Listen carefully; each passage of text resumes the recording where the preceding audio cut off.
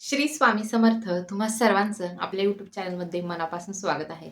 आज मी तुमच्यासोबत शेअर करणार आहे, की मी गर्भधारणा होण्यासाठी कोणकोणत्या स्वामी सेवा केली, कोणती साधना केली. हे भरपूर जणींनी मला विचारलं, की ताई तुम्ही कोणती सेवा केलेली आहे? तर आज मी त्याबद्दलच एक व्हिडिओ घेऊन आली की मी कोणकोणत्या सेवा केल्या होत्या, ज्याने स्वामींनी मला त्वरित फळ दिलं.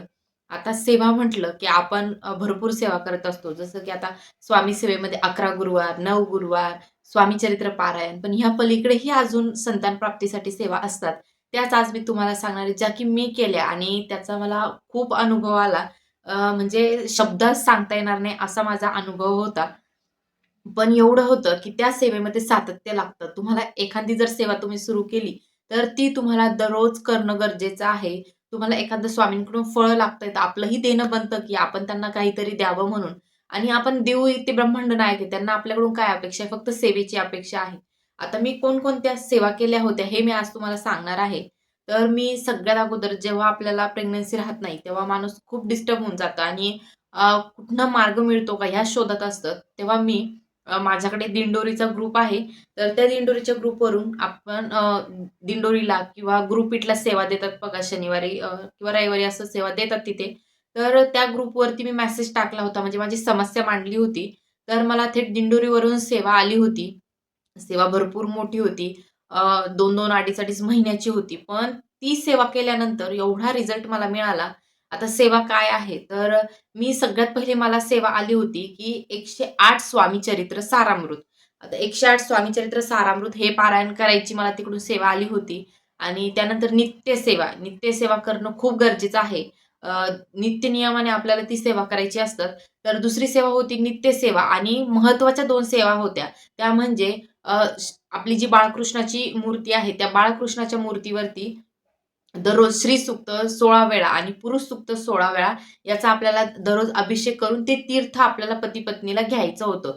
आता काही सेवेमध्ये, काही केंद्रामध्ये सांगतात, की प्रत्येक एकादशीला आपल्याला ती सेवा करायची असते. पण माझ्या केसमध्ये मला दररोज ती सेवा करायला सांगितली होती आणि दररोज मी सकाळी आपला जो बाळकृष्णाचा अभिषेक आहे तो करायचे. मला 1-1.5 तास सहज लागून जायचा त्यामध्ये आणि ते तीर्थ आम्ही दोघं घ्यायचो. असं मला पूर्ण 41 दिवस सांगितली होती आणि ती 41 दिवसाची मी सेवा केलीही आणि त्यानंतर दुसरी सेवा जी होती ती 131 दिवस दिवस लक्षात ठेवा 131 दिवस मला रुद्र अभिषेक करायला सांगितला होता प्रदोष काळामध्ये आणि ते रुद्र अभिषेकाचं जे पाणी होतं ते मला सगळ्या घरामध्ये शिंपडायला सांगितलेलं होतं आणि जिथे आपली बेडरूम आहे तिथे शिंपडायला सांगितलं होतं. त्यानंतर पूर्ण घरातल्या माणसांनी ते पाणी जे तीर्थ आहे ते ग्रहण करायला सांगितलं होतं. असं मला एवढी सेवा दिलेली होती आणि त्यानंतर पंचमहायज्ञ जो असतो, जो आपल्या नित्यसेवेच्या पुस्तकामध्ये आहे, तो पंचमहायज्ञ दररोज करायला सांगितला होता. कुलदेवीचा कुलाचार करायला सांगितला होता. अशा भरपूर सेवा मिळून ज्या मी साधना ह्या सेवा केल्या, या सेवेचं फळ आज मला मिळालं आहे आणि मेन म्हणजे माझं त्या सेवेमध्ये असलेलं सातत्य. आपलं जर एखाद्या सेवेमध्ये सातत्य असेल, तर ती सेवा अजून फलदायी असते आणि ह्या सगळ्यात महत्त्वाची सेवा म्हणजे गुरुचरित्र पारायण. तुम्ही कुठलीच सेवा नका करू ह्या सेवेमधली. फक्त गुरुचरित्र पारायण करा आणि महाराजांवर हे सगळं सोपवून द्या. तुम्हीच बघू शकता, की तुमचं आयुष्य जे आहे एवढं सुधरू लागेल. जसं गुरुचरित्र ग्रंथामध्ये आपल्याला गुरुकृपेची प्राप्ती होते आणि गुरुकृपा जर झाली, तर आयुष्यामध्ये कुठलीच गोष्ट कमी पडत नाही, हे मी स्वतः अनुभवलेलं आहे. आणि गुरुचरित्र हा एकदम परमपवित्र ग्रंथ आहे. त्या सेवेमध्ये मला 7 गुरुचरित्र पारायण करायला सांगितले होते. दुर्गा सप्तशतीचे पाठ करायला सांगितले होते. 14 आपल्याला पाठ करायचे असते नवचंडी घडण्यासाठी. ते 14 पाठही मी केले होते. आणि कधी-कधी असं होऊन जातं ना, की तुमच्या सेवा पूर्ण होऊन जातात आणि मी खरं सांगते ह्या सेवा पूर्ण झाल्याशिवाय मला रिझल्ट आला नाही बरं का. आता कोणाला काय वाटेल, की आम्ही सेवा केली, सेवा सुरू केली 1-2 हप्ते झाले किंवा 3 हप्ते झाले, अजून रिझल्ट मिळाला नाही. पण मी माझ्या केसमध्ये सांगते, जोपर्यंत मी ह्या सेवा कंप्लीट केल्या नाही, तोपर्यंत मला रिझल्ट आला नाही. ह्या सेवा झाल्यानंतरही मला 1 महिन्याने रिझल्ट आला होता. एवढी ही सेवा प्रभावी आहे आणि साक्षात गुरुमाऊलींनी ही सेवा आपल्याला दिलेली आहे. त्यामुळे ही सेवा किती महत्त्वाची आहे आणि किती फलदायी आहे. मी असं म्हणत नाही तुम्ही ट्रीटमेंट वगैरे करू नका. पण ट्रीटमेंटच्याही पलीकडे विज्ञानाच्याही पलीकडे आपल्याला जर आपल्या स्वामींची साथ असेल, तर त्या विज्ञानालाही आपल्याला जे सपोर्ट पाहिजे म्हणजे जी सक्सेस पाहिजे ती आपल्याला या अध्यात्मामुळे भेटते.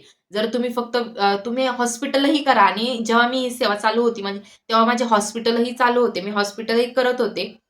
आणि प्लस त्यामध्ये की मला स्वामींचा जी साथ आहे ती भेटावी ह्यासाठी आणि लवकर रिझल्ट येण्यासाठी सेवेने काय होतं आपले जे कर्म आहे, जे पूर्वसंचित भोग आहे ते कमी होतात आणि आपल्याला जो रिझल्ट आहे तो लवकर मिळतो. माझ्या केसमध्ये माझे भोग स्वामींनी एवढे भोगून घेतले, अक्षरशः मरणाच्या दारामध्ये मला नेलं आणि तिथून आज इथेपर्यंत मला पोहोचवलेलं आहे.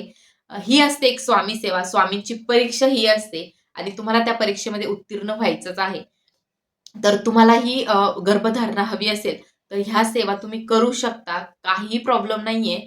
व्हिडिओ आवडला असेल तर नक्की लाईक, शेअर, सबस्क्राईब करा आणि मी स्वामींना एकच प्रार्थना करते, की ज्या बायका आज मातृसुखाला वंचित आहेत, त्यांच्या सगळ्यांची स्वामींनी ओटी भरावी. मी एवढीच स्वामींकडे प्रार्थना करते आणि जर तुम्हाला काही प्रश्न वगैरे असतील, की स्वामी सेवा रिलेटेड पारायण कसे झाले, काय कसं, तर तुम्ही Instaला मेसेज करू शकता. Instaलाही आपली आयडी आहे साक्षी लाईफस्टाईल म्हणून. तर चला, श्री स्वामी समर्थ. सेवा करा, सेवेकरी व्हा.